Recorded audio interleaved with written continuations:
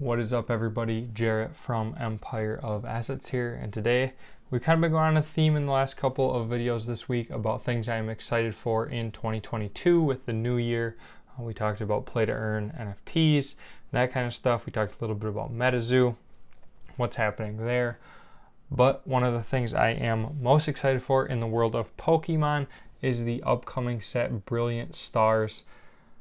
This one looks really cool to me. It's introducing a whole new type of card, the V-Star cards. We have some leaks of a Charizard alternate art card. A lot going on, so that is what we are going to break down today. So without further ado, let's jump right into Pokemon Brilliant Stars. So this was the next set that was released in the lineup. Fusion Strike was the last one. Brilliant Stars is the next one. And it's coming out on February 25th, and it is supposed to be themed around Arceus, and it's happening right around the same time as the Pokemon Arceus Legends RPG-ish video game that's supposed to be coming out. Definitely a different type of video game than what Pokemon normally comes out with. I don't know if they've ever really come out with anything too far different than the pretty typical, you create your team and then you click your attack and sort of a turn-based, I guess you'd call it like an RPG, whereas this game looks more to be like an open world. You're running around hunting random wild Pokemon, and you can kind of do like an open world type of thing. More similar to the path they took with Sword and Shield, but even more so, and it takes place back in the past a lot of years, and there's like some original tribes in the area, and very interesting looking game. So that seems to be the main thing around the set is Arceus, the Pokemon, and that brings me to my first point about the set, which is the Elite Trainer box, which I think looks incredibly sharp. I absolutely love the regular ETB. I don't think the Pokemon Center ETB looks as good, which is funny because it's $50 versus the $40 retail price of the other one. But the all-white box with the gold ring around the Arceus, so good looking to me. I personally am a huge fan of white. I love white in designs. I love white cars. I just really enjoy the color. I think it looks really clean and gives everything really fresh and sharp lines. And this box is no different with the gold accents then on top of it. This is by far my favorite looking Elite Trainer box to ever have come out. I definitely am going to be picking up a couple of these just to display, purely because I think they look so good. But there's a lot more than that. These are also introducing the newest Pokemon type of card, or chase card, I guess you could call it that. The last one being VMAX has been the big one, and these are now coming out with V-Star cards, and these look really cool as well. Another thing I'm really excited about, and they are going back. I grabbed an old school card here, a Kabutops EX with the silver shiny border, and it looks like this is the type of card design they are going back to with the V-Star cards with the silver border along the outside. This is kind of important for a couple of reasons. A, it looks great, super good card design. Two, it means these cards will probably grade pretty tough. It's really easy. If you look at the pop reports on these old EX cards, obviously people didn't take as good of care back in, what year is this guy from? 2003. This is one of the really early EX ones. People didn't take as good of care of their cards. They weren't worth thousands of dollars like they are today, so obviously people will take better care of them today. But it is really easy to get a scratch in that outside hollow border, and that brings the grade of cards down, which could be a good thing actually. If PSA 10s of these new Pokemon cards are pretty elusive or exclusive, it definitely does put the highest highs up there, and I think that overall is probably good for the product. It means more people are going to want to rip it, more people are going to want to grade those cards, and more people are going to want to try and get a PSA 10, especially if it's in the four-figure range for a newer Pokemon card that's really strong. A good example of this is the Evolutions Charizard. That card has a lot of print errors or print flaws or printing I don't know what the word you want to use is. Basically flaws. It's not a very well done card. There's a lot of errors in it. Not even errors, just flaws or imperfections. There's some chipping on it, and it's just not a great card. So PSA 10s of that Evolutions Charizard do command a huge markup over a PSA 9 or a PSA 8, which I think is not a bad thing. That's definitely not the worst thing for there not to be thousands of PSA 10s floating around. So that's the V-Star card. The two we know that are coming in the Brilliant Star set are the Arceus V-Star, which is up on your screen right now, and then also the Charizard V-Star. Pretty big card there. Super excited to see that. And then I saw all this stuff. I was excited for the set. Definitely probably going to be buying some sealed and then buying some singles. I'm not a big opener guy, particularly of Pokemon. The odds just aren't there. It's much, much cheaper to just buy the cards and buy the sealed and pretend you opened it. But that's just me. We found out that this set is going to have the alternate art Charizard in it.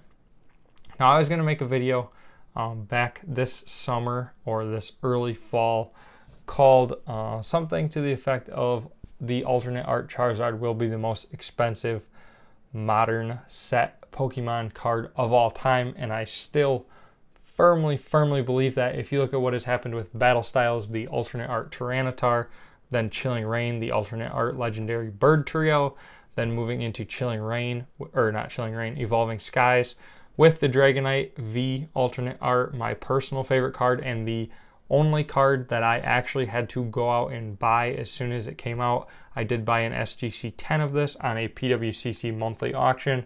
It's still at the PWCC vault. Someday I'm going to get it shipped to me because I am going to hold that card forever and put it in my Dragonite collection. Absolutely love that card, and super happy to have it in an SGC 10. But then you got the Rayquaza in that set, the Dragonite in that set. You got all of the evolutions, and they're holding their value incredibly well. The Dragonite V card I know is still around $70. The Rayquazas, I believe, are right around $100. The Umbreons also holding their value really well. It is a really strong product, and I think it's pretty easy to see why. The cards are unique. They're gorgeous. They're back to hand-drawn artwork, which I think Pokemon has gotten away from and is really hurting it. The graphics by 5-Ban. Let's see if I can grab one here for you guys, just to give you an example of what I'm talking about.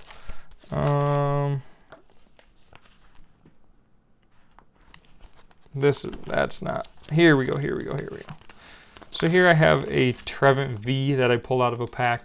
Definitely not an expensive card, probably less than $1. But if you guys probably won't be able to see it down at the bottom, but it says this card is illustrated. This one is a different company, but 5-Ban is one of the very popular companies that does this sort of cartoony, digital, I don't know what you want to call it, but this style of artwork. And I just don't think that's what people want anymore in collectible card games. Ultimately, nobody plays Pokemon. Let's face facts, it's just not a very played game. The majority of people buying it are buying it for collectability and because they like the cards. And what makes people like cards? Well, A, it's either their favorite Pokemon, or it's a really cool artwork, or C, both. That's probably the best combination. That's why I like my Dragonite V so much. It is my favorite Pokemon on an alt art card. Super unique, hand-drawn, beautiful card. It's the best of both worlds, and I really think people are excited for it again. They were sick of these, I don't want to say crappy, but these sort of overdone 3D animations. This is the same thing with Rainbow Rares.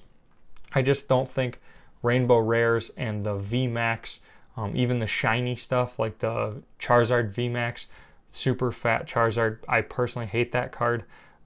Just not a fan of it, but like the Rainbow Rare version, the shiny version, the nothing version, just the regular version, then you got the shiny Charizard V. I just don't think they're moving the needle for a lot of people, and I think these new cards are, and I think Pokemon probably realizes that, especially with things like Metazoo. I got a bunch of Metazoo sitting here right now, nothing too high dollar. But when Metazoo is coming out and doing so well, and it is back to the sort of 90s feeling hand-drawn art, regardless of what you think about the art style, I know a lot of people dislike the Metazoo art, it's very popular. The game has exploded. They basically can't print enough boxes. This was back when first edition came out, and now Nightfall came out. Things have changed a little bit, but the whole market's in a dip. Yada, yada, yada. A lot of people like the art. They like the old school feel.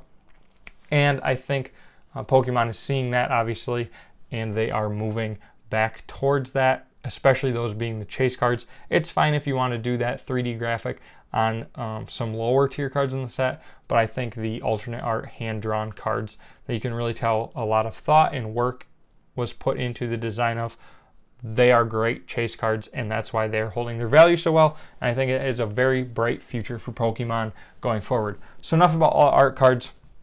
We did get a leak of the Charizard Alt Art in this set. I'm assuming somebody got their hands on the product really early. This came out probably early December, I want to say, and it's not coming out till the end of February. So you're looking at basically like December, January, February, like 3 months early. Somebody messed up there. I don't know how that happens, but here is the card, and I gotta say, I am underwhelmed.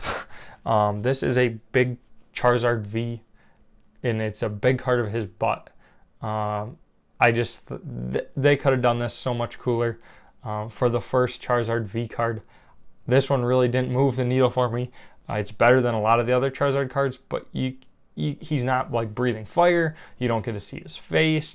It's just a big picture of Charizard's butt.